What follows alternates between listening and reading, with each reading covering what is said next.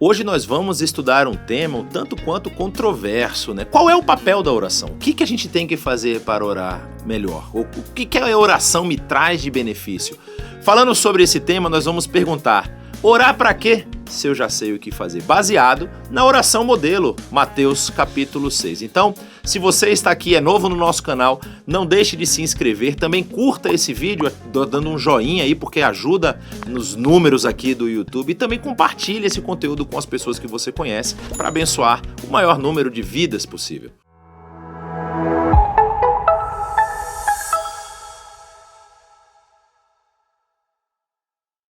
Seja muito bem-vindo a mais um momento de reflexão aqui na IBNU. Hoje nós vamos tratar de um assunto que é muito interessante. Nós estamos falando sobre comunhão, e a comunhão ela é um elemento intrínseco à existência humana. O ser humano ele é um ser de agregar, ele gosta de estar junto das pessoas, ele gosta de caminhar junto, ele não tem muito prazer em estar sozinho.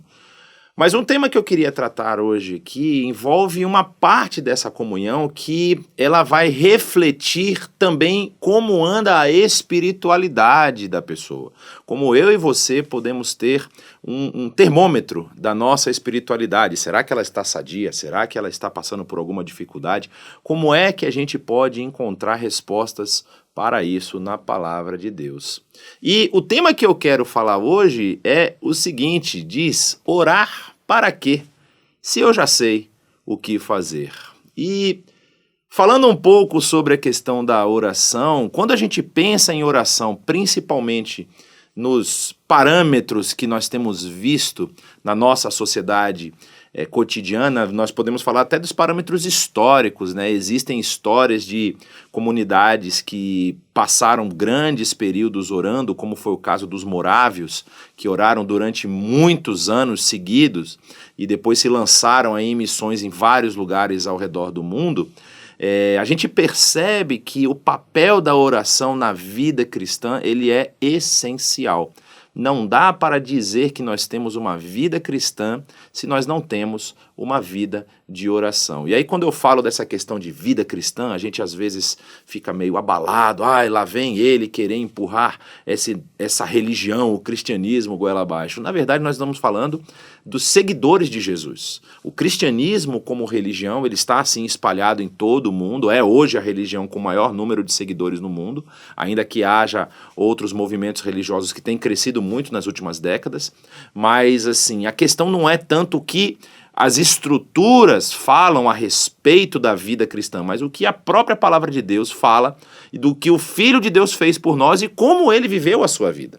E aí a gente vai ver em vários momentos dos evangelhos Jesus retirando-se para orar, retirando-se para falar com Deus, retirando-se para conectar com o Pai e com a vontade do Pai. E aí fica a pergunta pra gente: como assim Jesus, que é o próprio Deus, caminhando aqui na terra, se retirava para orar? Por que eu tenho que orar? Por que eu devo orar? A gente pode às vezes pensar que a oração ela é indissociada da vida do seguidor de Jesus, mas a gente tem uma prática que muitas vezes não segue essa verdade. A gente pode ter muitas vezes uma prática em que coloca a oração não como algo não importante, mas como algo que eu não priorizo nas minhas atividades, que eu não coloco no eixo da minha vida, no eixo da minha caminhada, e ela fica esquecida, ela fica em algum momento eu vou orar. E é muito comum a gente ver pessoas orando e colocando-se diante do Senhor quando as coisas estão ruins, quando a coisa está caminhando mal, quando você tem um problema muito sério para resolver. E aí eu lembro de Deus e eu oro a Deus. Eu vou começar contando essa história que é uma história real que aconteceu com um grande amigo meu na minha adolescência, e ele era um cristão comum, uma pessoa de uma igreja. Ele caminhava com Deus, ele buscava ler na palavra, mas a história que ele me contou, não estou aqui dizendo o que eu percebi da vida dele, ele me contou a sua história, falando o seguinte: Jonatas, eu comecei a me envolver com esporte. Eu comecei a treinar e aí eu comecei na faixa branca no jiu-jitsu, fui crescendo, cheguei na faixa marrom, depois cheguei na faixa preta. Eu, para dizer a verdade, desculpa aqui os lutadores de jiu-jitsu, eu não sei quais são as sequências das faixas, então eu tô tentando pensar o que seria o último grau, né? E aí ele chegou no último grau dessa categoria de luta e começou a disputar campeonatos. Ele disputava campeonatos no seu estado e tudo mais, e começou a se envolver demais com isso. E a fala dele foi a seguinte: eu comecei a esquecer de Deus. A coisa estava caminhando tão bem para mim que eu comecei a esquecer de Deus. E uma manhã eu acordei com uma dor intensa na minha região abdominal, não sabia o que era, fui internado, tive que fazer uma cirurgia às pressas. E a fala dele foi a seguinte: eu percebi uma coisa, quando nós esquecemos de Deus, Deus nos dá uma chance de ficarmos olhando para cima. Que ele estava deitado na maca do hospital, passou lá uma semana em recuperação, e aí ele falou: rapaz, eu percebi o quanto eu estava afastado de Deus, assim, da minha comunhão diária, da minha lida com Deus ali no meu dia a dia. E é muito interessante isso, porque nós estamos falando de comunhão e Jesus ele vai falar um pouco sobre essa questão da rotina e da vida cristã, especialmente num trecho, que é o trecho que nós vamos ler lá, do Evangelho de Mateus, capítulo 6. Leia comigo aqui e a gente vai perceber como Jesus coloca pontos importantíssimos que são reflexos dessa comunhão, não apenas da comunhão que nós vamos ter com o nosso Criador, mas principalmente da comunhão que nós temos que desenvolver uns com os outros. Acompanhe comigo a leitura do capítulo 6 do Evangelho de Mateus. Diz o seguinte a partir do verso 1. Tenham cuidado de não praticar suas obras de justiça diante dos outros para serem vistos por eles. Se fizerem isso, vocês não terão recompensa do Pai Celestial. Não terão nenhuma recompensa do Pai Celestial. Portanto, quando você der esmola, não anuncie isso com trombetas, como fazem os hipócritas nas sinagogas e nas ruas, a fim de serem honrados pelos outros. Eu lhes garanto que eles já receberam sua plena recompensa. Mas quando você der esmola, que a sua mão esquerda não saiba o que a sua mão direita está fazendo, de forma que você preste a sua ajuda em segredo. E o seu pai, que vê o que é feito em segredo, o recompensará. E quando vocês orarem, não sejam como os hipócritas. Eles gostam de ficar orando em pé nas sinagogas e nas esquinas, a fim de serem vistos pelos outros. Eu lhes asseguro que eles já receberam sua plena recompensa. Mas quando você orar, vá para o seu quarto, feche a porta e ore ao seu pai que está em secreto. Então o seu pai que vê em secreto o recompensará. E quando orarem, não fiquem sempre repetindo a mesma coisa como fazem os pagãos. Eles pensam que por muito falarem serão ouvidos. Não sejam iguais a eles, porque o seu pai sabe do que vocês precisam antes mesmo de vocês o pedirem. Vocês orem assim: Pai nosso que está nos céus, santificado seja o teu nome. Venha o teu reino, seja feita a tua vontade, assim na terra como no céu. Dá-nos hoje o nosso pão de cada dia. Perdoa as nossas dívidas, assim como perdoamos aos nossos devedores. E não nos deixes cair em tentação, mas livra-nos do mal, porque teu é o reino, o poder e a glória para sempre. Amém. Pois se perdoarem as ofensas uns dos outros, o Pai Celestial também lhes perdoará. Mas se não perdoarem uns aos outros, o Pai Celestial não lhes perdoará as ofensas. É uma coisa muito interessante que nós estamos vendo aqui. Jesus ele está no meio daquilo que nós conhecemos como o Sermão do Monte, aquilo que é, de acordo com alguns estudiosos, a reunião, um compêndio dos ensinamentos de Jesus. Nós temos ali nos evangelhos, principalmente no evangelho de Mateus e no evangelho de Lucas, uma parte desse sermão ele é compartilhado entre os dois evangelhos. E no caso do evangelho de Lucas, vários desses ensinamentos estão espalhados ao longo da trajetória do livro. É como se Jesus fosse ensinando isso em vários momentos da sua história, do seu ministério. No caso de Mateus, aqui os estudiosos entendem que Mateus ele faz um trabalho literário, um trabalho de editor, de redator e de editor do seu evangelho. E nesse trabalho, como ele meio que replica os 5 tomos da Torá, da lei de Moisés, ele também faz esse trabalho aqui de dividir o seu evangelho em 5 tomos, em 5 partes. E essa parte aqui, que é a segunda parte, seria a parte do ensinamento novo, ou seja, da nova lei. Seria como se fosse o momento em que Moisés está lá passando as leis para o povo em Israel.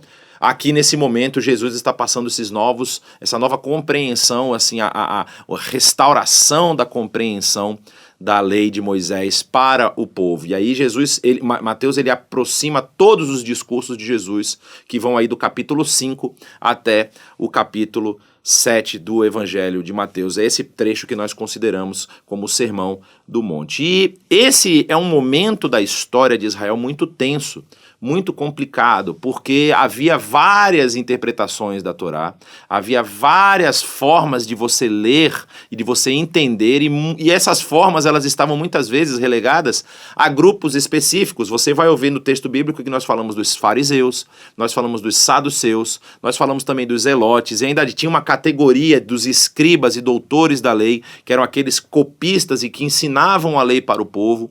E aí você ainda tem um outro grupo que não é mencionado no texto bíblico, mas Flávio Josefo, o grande historiador desse período da história dos judeus, ele vai mencionar que são os essênios, é um grupo que se separa do convívio social, convívio religioso social, e vai para o deserto para poder ali desenvolver também a sua teologia. Inclusive, nós conhecemos os manuscritos do Mar Morto, que são aquele achado maravilhoso que começou mais ou menos na metade do século passado, por volta de 1940 e alguma coisa, eu não esqueci exatamente a data aqui, mas dali em diante você tem vários achados que vão ser analisados, e é graças a esses essênios, chamados assim de essênios, que esses manuscritos foram preservados. E aí nós temos hoje as cópias mais antigas do texto do Antigo Testamento ou da Bíblia hebraica preservadas lá em Israel. Então, nesse ambiente, Jesus está vindo e está trazendo ali os seus ensinamentos.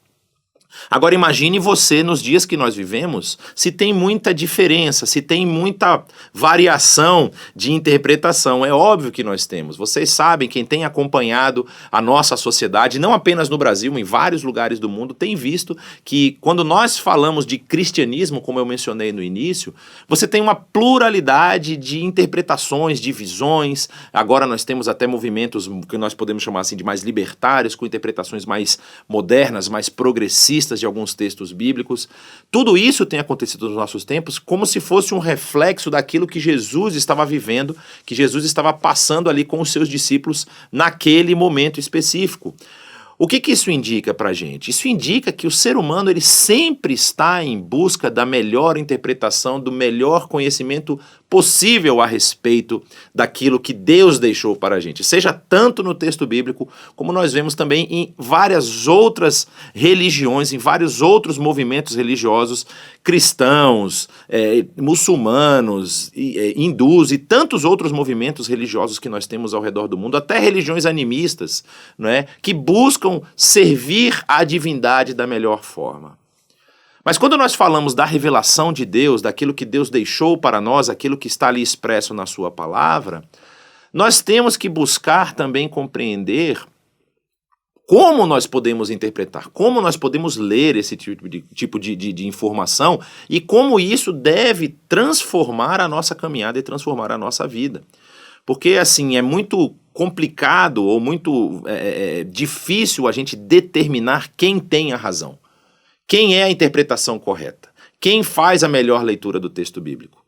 Para nós, obviamente, nós acreditamos na nossa interpretação.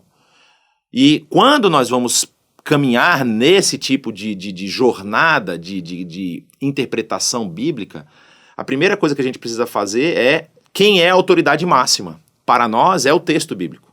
Para nós é aquilo que a Bíblia passa. Então, quando nós falamos, por exemplo, que Mateus faz todo esse arranjo literário, a gente não está escorado apenas na nossa opinião, a gente está embasado em séculos de interpretação bíblica. São pessoas que se debruçaram, que estudaram sobre o texto bíblico para entregar isso para a gente. Então, da mesma forma que hoje nós temos essa dificuldade, Jesus está vendo as pessoas com essa dificuldade no seu tempo. E aí ele profere esse sermão ou esses ensinamentos para tentar dirimir essas dúvidas daquele povo, para que aquele povo pudesse ler a Torá e compreender a forma concreta e correta da aplicação disso para as suas vidas, para que eles pudessem visualizar, que eles pudessem olhar para o seu caminho e ver uma rota de saída, ver uma rota de melhora, de aperfeiçoamento da sua prática de vida diária. E aí, Jesus utiliza esse sermão para ensinar esses princípios morais e espirituais, contrastando as práticas externas com a verdadeira justiça interior. Você viu logo no início ali que ele já dá uma apertada no parafuso. Olha, tudo que vocês estão vendo que eles fazem publicamente, isso aí é uma coisa exterior, é para mostrar uma espiritualidade, é para mostrar uma superioridade espiritual. Prestem muita atenção em não seguirem o exemplo deles.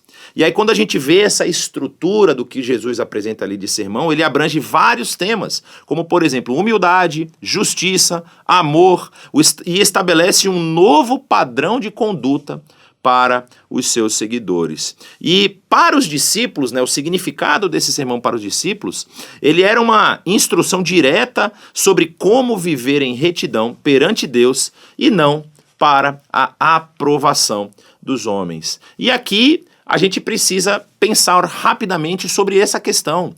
Para quem nós estamos vivendo? Para quem é a nossa comunhão? Qual é o objetivo de nós estarmos querendo viver em comunhão? Será que a gente vive em comunhão para benefício próprio?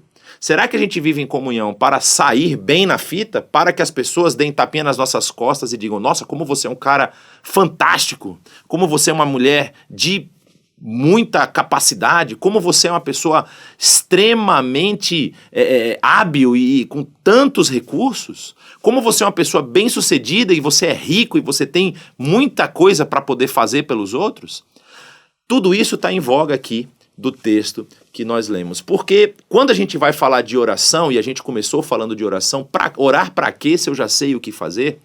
É aparentemente o que Jesus está querendo perguntar para aqueles homens e mulheres que fazem essas ações. No caso aqui, pelo fato de ser uma sociedade mais patriarcal, nós entendemos que, historicamente, quem fazia essas ações que nós lemos no início do capítulo 6 eram homens. Homens que se colocavam em posições de destaque, homens que queriam que as pessoas vissem as suas ações e as suas atitudes na intenção de ganharem um status social, de estarem por cima das outras pessoas. E aí, Jesus ele aponta isso justamente para mostrar essa recompensa que eles estão querendo já vai ser paga nessa própria vida, nessa vida mesmo que eles têm. E a gente vai analisar isso com um pouco mais de profundidade agora. Olha bem que interessante, nós vamos ter logo no início, o primeiro verso, Jesus já dá o tema a respeito do que ele quer dizer. Diz assim, tenham cuidado de não praticar as suas obras de justiça diante dos outros para serem vistos por eles. Pois se vocês fizerem isso, vocês não terão nenhuma recompensa do Pai Celestial. E aí a gente se pergunta, por que eu preciso estar preocupado em ter recompensa do Pai Celestial? Será que eu não posso simplesmente viver bem na minha comunidade, na minha sociedade e ser visto pelos outros, receber os meus tapinhas nas costas aqui e achar que está tudo bem? A grande questão é a seguinte, quando nós vamos pensar nessa prática de justiça diante dos homens, e Jesus ele dá esse alerta, ele fala, eles não receberão nenhuma recompensa do Pai Celestial. Jesus está advertindo sobre a questão da hipocrisia, porque se Jesus é o paradigma, se Jesus é o exemplo que nós devemos seguir, a primeira pergunta que a gente faz é, por que o Deus criador e sustentador de todas as coisas olhou para a sua criação e teve misericórdia dela, amou essa criação e desceu aqui, habitou entre nós para se entregar por nós? O que ele ganharia com isso? Então, quando nós temos Jesus como nosso padrão de referência, nós entendemos que uma ação ela precisa ser não voltada para nós mesmos, não voltada para o nosso ganho pessoal, ou seja, ela é uma ação que ela rompe com todos os valores e padrões desse mundo. Quando as pessoas faziam aquelas obras de justiça, como estava descrito ali no texto, e elas faziam isso em lugares públicos, elas queriam justamente essa exaltação. Elas queriam esse enlevo comunitário. Elas queriam ser consideradas pelos seus outros ali, que são iguais, são seus pares, uma pessoa de caráter e de moral superior. Jesus adverte contra a realização dessas boas ações com o propósito de serem vistos pelos outros, destacando o perigo da vaidade espiritual. Ou seja, são pessoas que têm um egocentrismo muito grande. E talvez você conviva numa comunidade, numa sociedade, comunidade religiosa e eclesiástica, talvez, onde você encontra esse tipo de ação, onde você encontra esse tipo de atitude, de pessoas que estão sempre buscando ser exaltadas pelos seus amigos, exaltados pelos... Você viu o que eu fiz? Olha, fiz uma doação muito grande aqui, eu fiz uma grande oferta, e eles querem ser reconhecidos, né? E aí nós temos que ter esse parâmetro, qual é a verdadeira justiça? Ou seja, é a justiça que eu faço e que eu busco a aprovação dos outros, ou a justiça que Deus aprova em minha vida? Ou seja, a verdadeira justiça ela deve ser buscada para agradar a Deus e nunca para reconhecimento humano. Jesus ele também vai criticar essa hipocrisia religiosa, ou seja, as práticas religiosas que são feitas para exibição pública, como dar esmolas, orar, jejuar de forma ostentosa, isso tudo está aí no capítulo que nós estamos lendo. E aí ele faz essa comparação, qual recompensa você quer receber? Aqueles que buscam a aprovação dos homens já receberam a sua recompensa, os que buscam agradar a Deus serão recompensados nos céus. Ou seja, ele vai falar isso na sequência do texto que nós lemos, quando diz, portanto, quando você der esmola, não anuncie isso com trombetas, que são essas obras de justiça que ele está mencionando. Ele vai falar sobre dar esmola, ele vai falar sobre você orar, ele vai falar depois da oração, vai falar sobre você fazer o jejum. Ele está dizendo, quando você for fazer essas coisas, não façam isso anunciando com trombetas, como fazem os hipócritas nas sinagogas e nas ruas, a fim de serem honrados pelos outros. Eu lhes garanto que eles já receberam sua recompensa. Mas quando você der esmola, olha que interessante que a sua mão esquerda não saiba o que está fazendo a direita, de forma que você preste a sua ajuda em segredo e o seu pai, que é o Pai Celestial, que vê o que é feito em segredo, o recompensará. E aqui nós temos esse conceito muito complicado para algumas pessoas entenderem, que é essa ideia da filantropia em segredo. Como que nós vamos exercer esse papel de filantropia, de caridade, de ajuda ao próximo, sem que as pessoas reconheçam o que a gente está fazendo? Para nós é importante em alguns momentos, para algumas pessoas, eu não vou querer generalizar obviamente, mas para algumas pessoas é muito importante que elas recebam reconhecimento das coisas que elas estão fazendo. Isso massageia o ego. Isso traz uma satisfação interna. Isso traz um preenchimento interno de um vazio existencial que só pode ser preenchido por Deus. Isso é uma coisa que Viktor Frankl vai falar lá no seu livro célebre, né, Em Busca de Sentido, quando ele vai fazer justamente essa análise das pessoas que estavam ali. Ele conta um pouco da sua história no campo de concentração no período nazista, e ele faz essa análise de como as pessoas que estavam ali, que tinham uma conexão espiritual com Deus, elas conseguiam perseverar a todos os sofrimentos que estavam passando ali. Em contrapartida, aqueles que não possuíam essa conexão, que possuíam esse vazio espiritual, se entregavam à morte, muitos se suicidavam, muitos não conseguiam reagir a tudo aquilo que estavam sofrendo. Essa é a realidade do ser humano. O ser humano ele possui um buraco, um vazio dentro de si que só o próprio Deus pode preencher. E aí quando nós vemos esse tipo de atitude, essas filantropias feitas com trombetas, com pessoas assistindo, com as pessoas aplaudindo, fazendo as coisas, nós estamos tentando preencher esse vazio com a aprovação das pessoas que estão ao nosso redor. E aí, a questão da filantropia, o conceito que está por trás é justamente esse ato de amor e compaixão feito para ajudar os necessitados, sem esperar algo em troca. Mais uma vez, a imagem do Filho de Deus vindo morrer por nós. Ele não recebe nada em troca por conta do seu sacrifício. Nós não temos nada que podemos oferecer para Deus para dizer, pronto, eu estou pagando uma parte da minha dívida. Não tem nada. E ainda assim ele vem e se entrega por nós. Esse é o padrão de comportamento que é esperado. E era muito comum, né? Jesus ele utiliza uma imagem comum da sua época. Era muito comum fazer grandes doações publicamente para garantir o status e o reconhecimento da comunidade. E o que Jesus faz? Jesus ensina que essa filantropia, que esse amor ao próximo sem esperar algo em troca, deve ser feito em segredo, para que apenas Deus, que vê o oculto, saiba e recompense. E esse valor que ele dá a essa discrição, não é? A discrição na filantropia demonstra o quê? Essa sinceridade de coração. E evita a tentação do orgulho e da vaidade. Ou seja, quando nós fazemos isso em segredo, quando nós fazemos isso não para sermos vistos, nós estamos realmente fazendo isso de coração.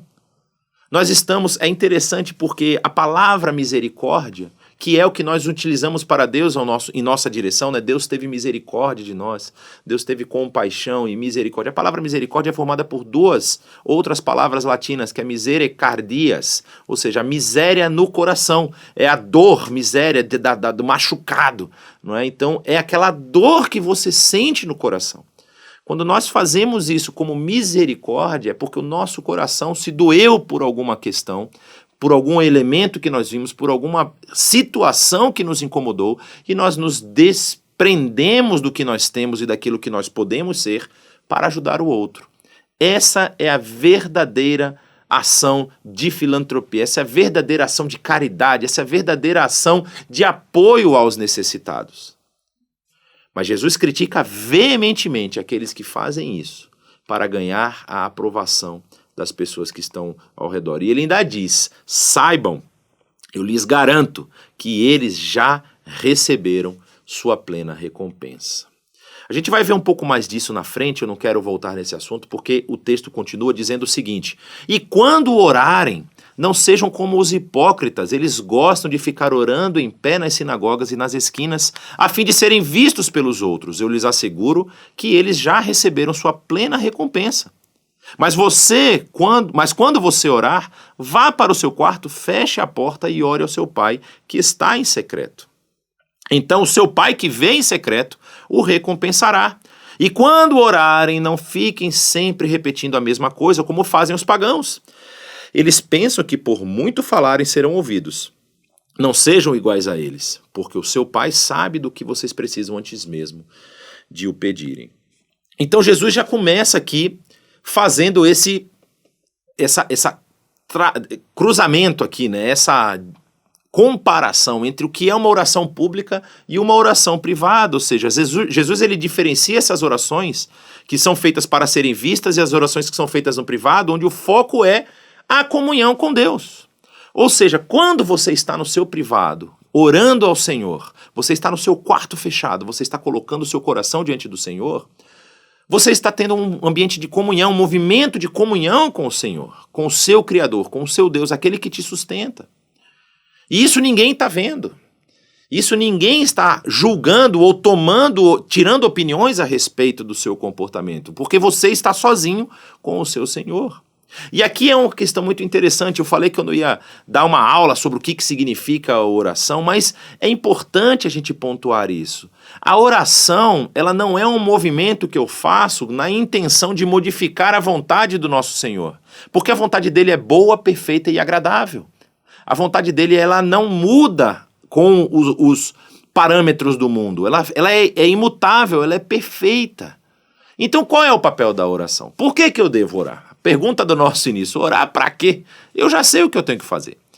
A grande questão é que a oração nos aproxima desse coração de Deus. Essa oração, ela nos aproxima da vontade dele. Ela nos direciona, ela nos realinha para essa vontade do nosso Criador.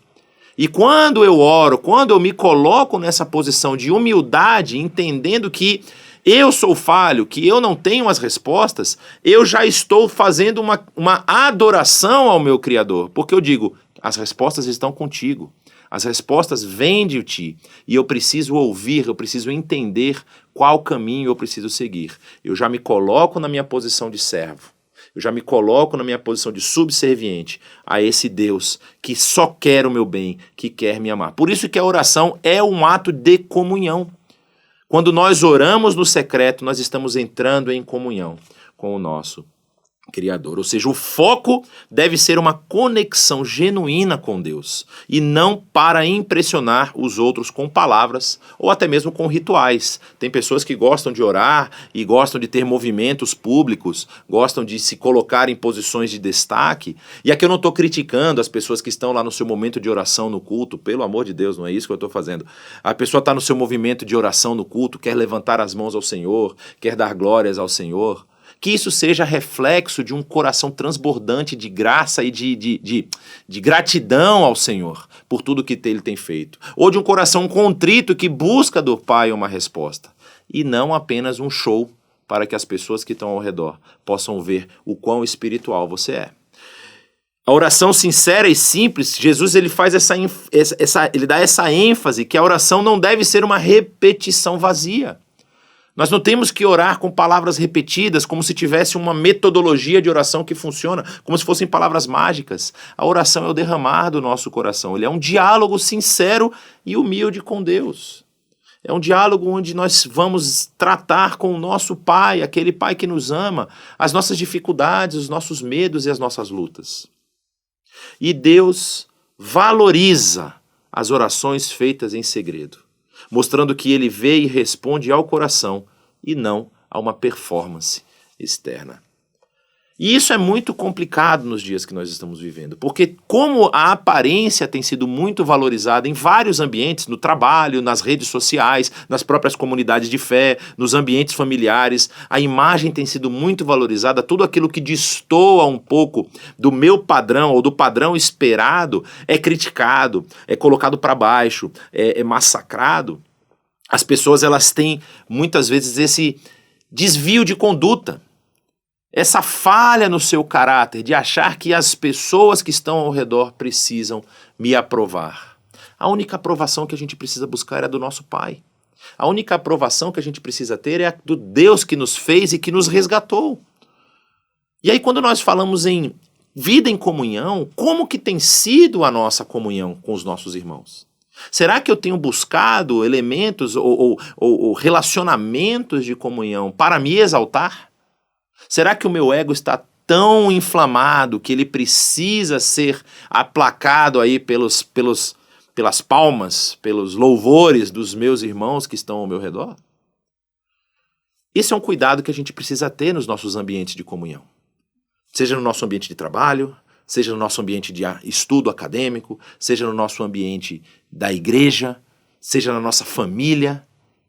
Nós temos que prestar atenção em como nós temos vivido a nossa vida, em como nós temos relacionado com os nossos, como temos nos relacionado com os nossos irmãos, como nós temos buscado ser, na verdade, aquilo que a própria palavra de Deus, sustento, né? Paulo vai dizer, sejam suporte, suportai uns aos outros. As pessoas muitas vezes acham que suportar é aguentar. Ai meu Deus, lá vem aquele irmão que não para de falar, que fala um monte de coisa, eu tenho que aguentar o meu irmão. É ser suporte. É dar suporte para o meu irmão, porque ele pode ter essa fraqueza também. Ele pode ter esse problema de ego inflamado. E a gente precisa suportar, dar ferramentas para que ele saia desse movimento. Mas Jesus, ele não deixou a gente sem um exemplo, sem um modelo. Ou seja, como que nós devemos fazer esse tipo de oração? Como que nós devemos buscar essa comunhão com o nosso Pai Celestial? E aí ele diz, quando vocês orarem, ou seja, vocês orem assim, Pai nosso que estás nos céus, santificado seja o teu nome, venha o teu reino, seja feita a tua vontade, assim na terra como no céu, dá-nos hoje o nosso pão de cada dia. E aqui a gente consegue fazer uma mensagem só sobre esse trecho do Pai Nosso, mas eu vou passar rápido porque a gente tem a questão da comunhão, a gente está falando sobre a questão da comunhão e isso aqui é um exemplo claro de como deve ser a nossa comunhão, uma oração modelo que apresenta todos esses elementos. Primeiro, começa dizendo Pai Nosso que estás nos céus, não é Pai meu, não é Pai que vai fazer as minhas vontades, as minhas atitudes, mas Ele é o Pai de todos nós. É o reconhecimento de Deus como Pai Celestial e esse início de oração com louvor e reverência, de santificado seja o teu nome. E ele completa dizendo que não seja feita a minha vontade, mas que o teu reino venha até nós. Ou seja, expressa esse desejo de que o governo de Deus e os seus princípios se estabeleçam aqui na terra. E aí, depois de eu me posicionar diante do meu Pai, ou seja, nessa oração modelo. Pai que estás nos céus, Pai que é de todos nós, Pai que nos ama, que a tua vontade e o teu reino sejam feitas aqui na terra, como ela é feita no céu. E aí eu já começo com essa preocupação de sustento global, ou seja, não é apenas Deus, me dá aí um carro novo.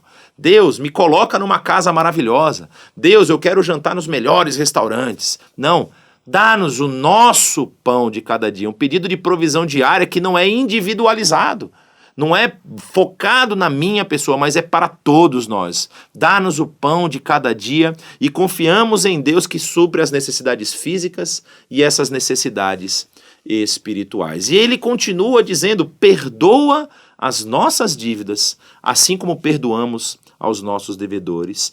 E não nos deixes cair em tentação, mas livra-nos do mal, porque teu é o reino, o poder e a glória para sempre. Amém. Quando nós falamos com o nosso Pai Celestial e pedimos o perdão pelos nossos pecados, pelas nossas dívidas, nós também devemos ter esse link, essa conexão, porque Jesus não deixou passar batido aqui. Jesus fala, a gente podia simplesmente falar, Pai, perdoa as minhas dívidas porque eu sou muito devedor, valeu, tamo junto e vamos para frente.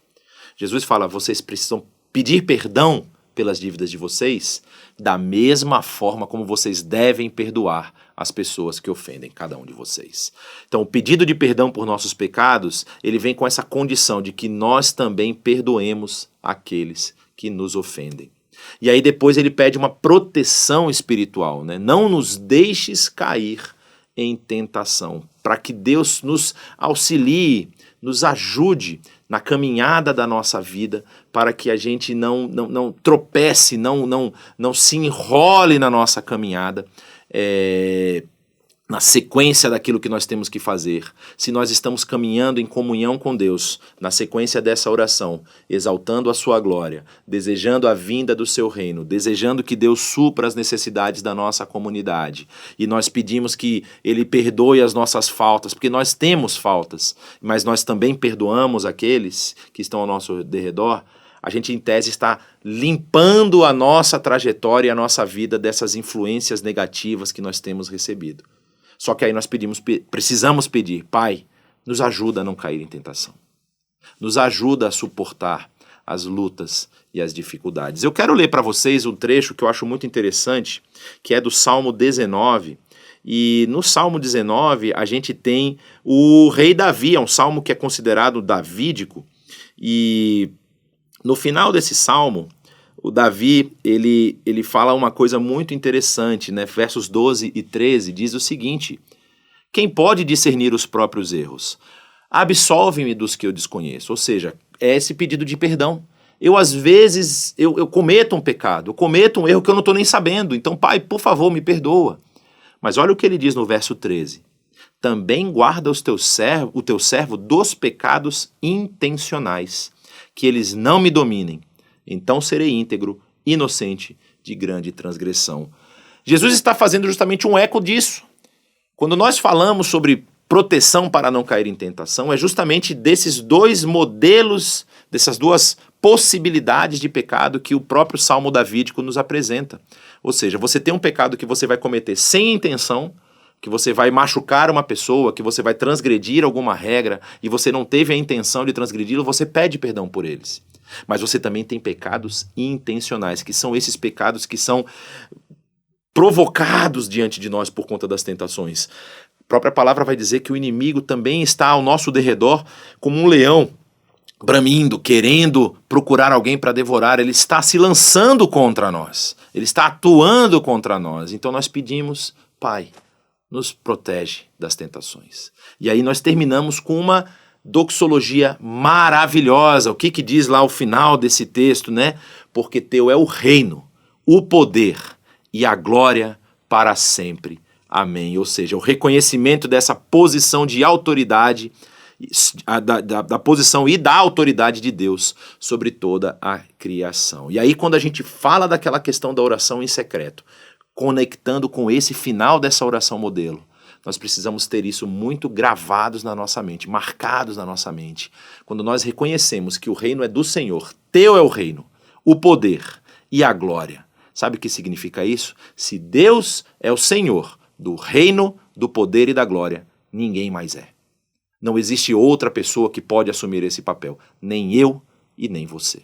Então, quando nós estamos vivendo a nossa vida, quando nós estamos caminhando na nossa jornada, se nós não tivermos isso muito claro na nossa mente, que o reino é do Senhor, o reino é de Deus, o Criador e sustentador de todas as coisas, e dele também é o poder e a glória, por que eu vou procurar isso em outro lugar?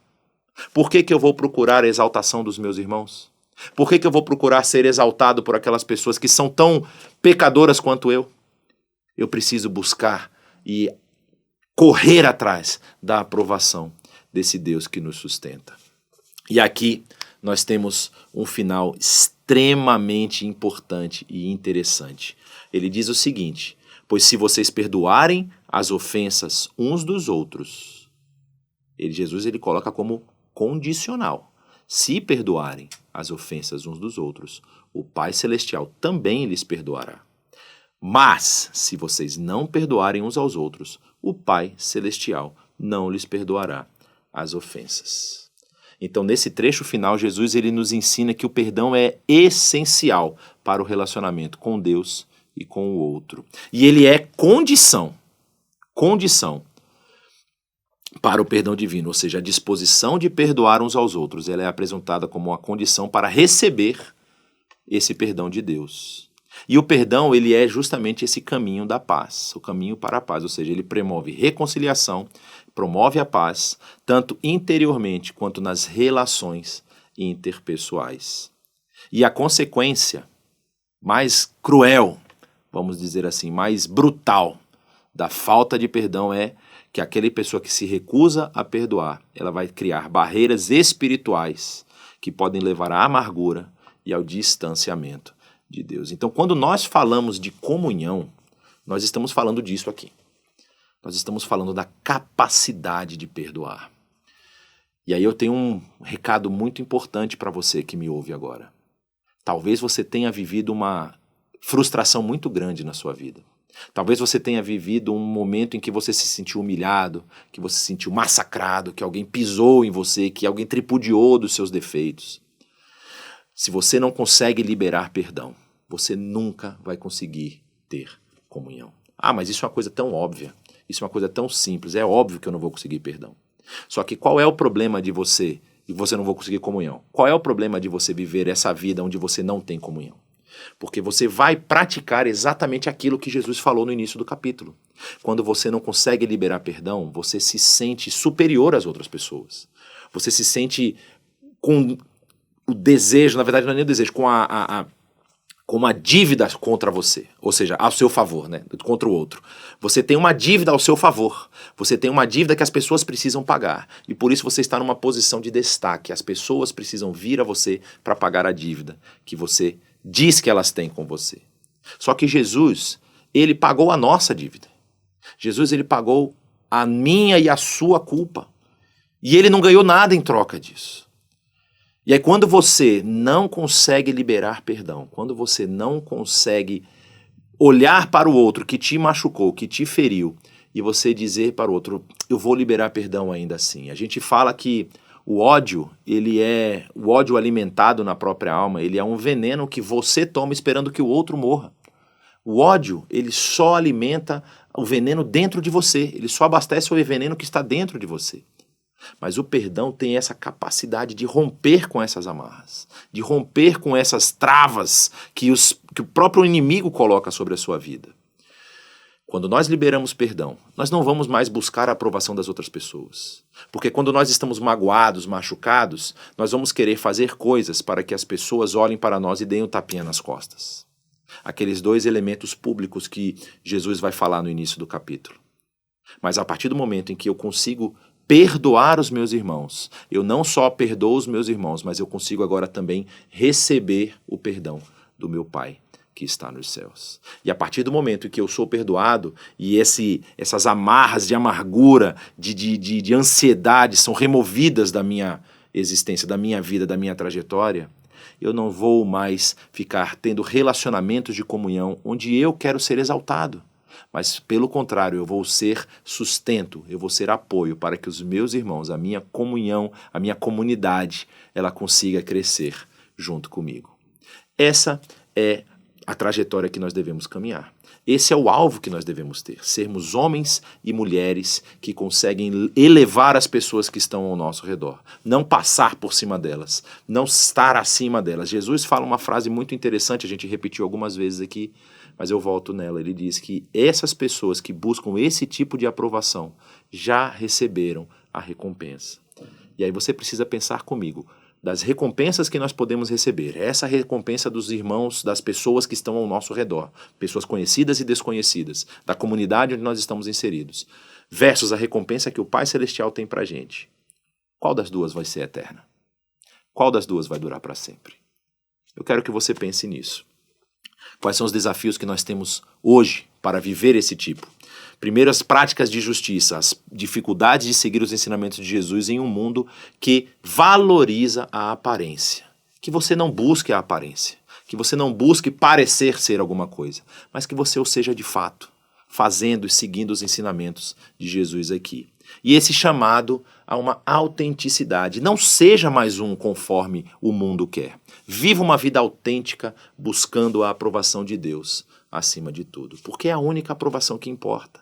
E seja você um caminho, uma ferramenta para ajudar as pessoas que estão ao seu redor a também buscarem uma vida de aprovação diante do Senhor. Que Deus o abençoe e que você continue sendo bênção na vida das pessoas que estão ao seu redor.